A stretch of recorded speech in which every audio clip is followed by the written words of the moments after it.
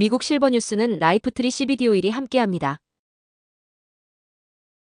감소 추세를 보였던 캘리포니아주 인구가 팬데믹 이전 수준을 회복한 것으로 나타났습니다. 연방 센서스국의 2024년 인구 추정치에 따르면 지난 7월 1일 현재 캘리포니아 주민 수는 3,943만 1000명으로 1년 새 23만 3천 명이 증가했습니다. 이는 2020년에 비해 불과 12만 5천 명 적은 수치입니다. 캘리포니아주의 신규 유입 인구 증가율은 미국 전국에서 세 번째로 높은 수치입니다. 주별 인구 증감 여부가 중요한 이유 중 하나는 10년마다 발표되는 연방 센서스국 통계에 따라 연방하원 의석수가 달라지기 때문입니다. 인구학자는 캘리포니아주의 인구 증가는 수년 전에 비해 더 건강한 상태에 있다면서도 인구 증가폭이 상대적으로 자가주의가 필요하다고 말했습니다. 어제 뉴욕 지하철에서 한 남성이 여성의 옷에 불을 지르면서 여성이 목숨을 잃었습니다.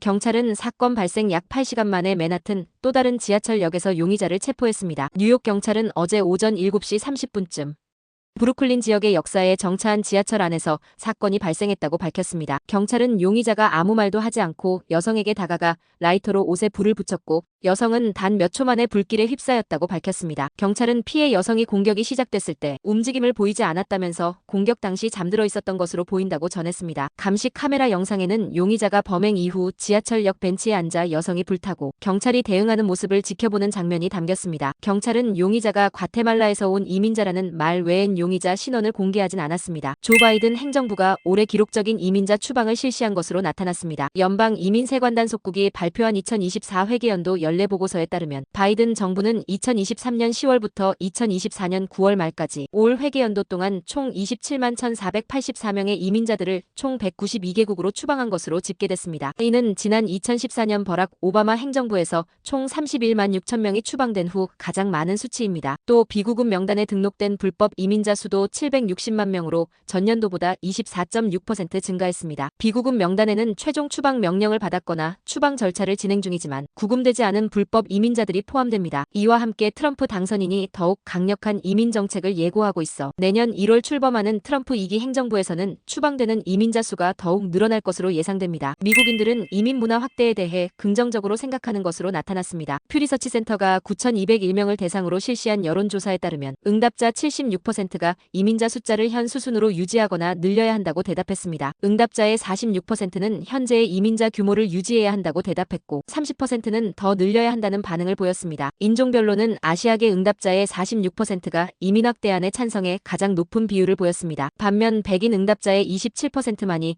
이민 확대에 동의해 가장 낮은 비율을 기록했습니다. 지난해 미국 내 영주권 취득자는 120만 명 수준인 것으로 나타나 팬데믹 초기인 2020년 70만에서 3년 동안 지속적인 증가세를 보이며 지난해 2016년 수준을 회복한 것으로 집계됐습니다. 성소수자의 적대적 입장을 고수해온 도널드 트럼프 대통령 당선인이 남성과 여성 두 성별만 존재하는 것이 행정부의 공식 정책이 될 것이라고 예고했습니다. 트럼프 당선인은 애리조나주 피닉스에서 보수단체 터닝포인트가 주최한 행사에서 트랜스젠더들의 관계를 멈추겠다고 말했습니다. 트럼프 당선인은 트랜스젠더를 군에서 제대시키고 초등학교와 중학교, 고등학교에서 퇴출시키라는 행정명령에 서명하겠다며 남성들이 여성 스포츠에 참여하지 못하도록 막겠다고 강조했습니다. 취임까지 한 달여 남은 도널드 트럼프 대통령 당선인이 취임 전부터 덴마크령인 그린란드를 사겠다는 의지를 밝히는 등 주변국을 연이어 도발하며 논란을 사고 있습니다. 트럼프 당선인은 트루스 소셜을 통해 켄 호어리 전 스웨덴 대사를 덴마크 대사로 발탁했다는 사실을 알리며 덴마크령 그린란드를 사들이겠다는 뜻을 나타냈습니다. 트럼프 당선인이 집권 1기인 2019년에도 그린란드 매입 의사를 일방적으로 주장하면서 메테 프레데릭센 덴마크 총리가 터무니없다고 반박하는 등 외교적 갈등이 빚어진 바 있습니다. 트럼프 당선인은 앞서 북미와 남미를 연결하는 파나마 지역이 있는 파나마에는 파나마 운하의 반환을 요구할 수 있다고 위협했습니다. 트럼프 당선인은 파나마 운하가 미국 선박에 바가지 통행료를 부과하고 있다며 미국이 파나마 운하를 환수할 수 있다고 언급해 파나마 대통령이 반발했습니다.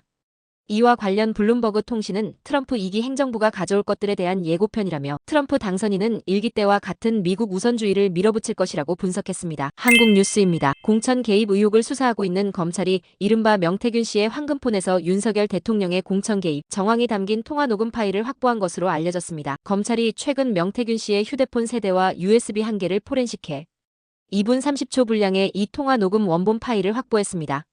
이 파일엔 당시 윤 당선인이 윤상현 의원의 이름을 언급하며 공관위원장이니까 한 번 더 얘기하겠다고 약속하는 내용이 나옵니다. 윤 대통령이 기자회견에서 누구에게 공천을 주라고 얘기한 적 없다며 당시 공천관리위원장이 윤상현 의원인지도 몰랐다고 해명한 것과 배치되는 내용입니다. 또 검찰은 이 통화가 이뤄진 직후 김건희 여사와 명태균 씨가 통화한 내용도 확보한 것으로 알려졌습니다. 윤석열 대통령이 일주일 넘게 탄핵 심판 관련 서류를 받지 않자 헌법재판소가 대법원 판례를 근거로 이미 받은 것으로 간주하고 재판을 시작하기로 했습니다. 헌재는 대법원 판례를 판단 근거로 들었습니다. 헌재는 윤 대통령 측에 송달 효력 시점 기준 7일 이내에 탄핵 심판 관련 답변서를 제출하라고 요구했고, 이에 따른 윤 대통령 측의 답변서 제출 시한은 오는 27일입니다. 헌재는 사실상 탄핵 심판 변론의 시작인 변론 준비 기일을 예정대로 오는 27일에 열기로 하고 쟁점과 증거 등을 정리할 예정입니다. 헌재가 이미 서류 송달은 된 걸로 간주했지만 윤 대통령 측이 준비 기일에도 불참하고 이후 정식 변론 기일 일정에도 협조하지 않으면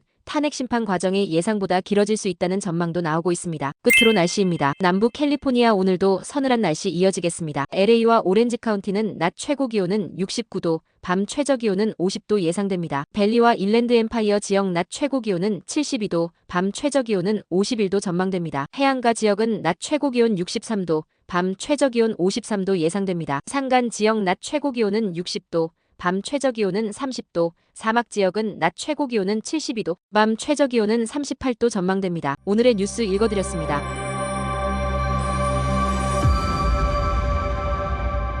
고맙습니다.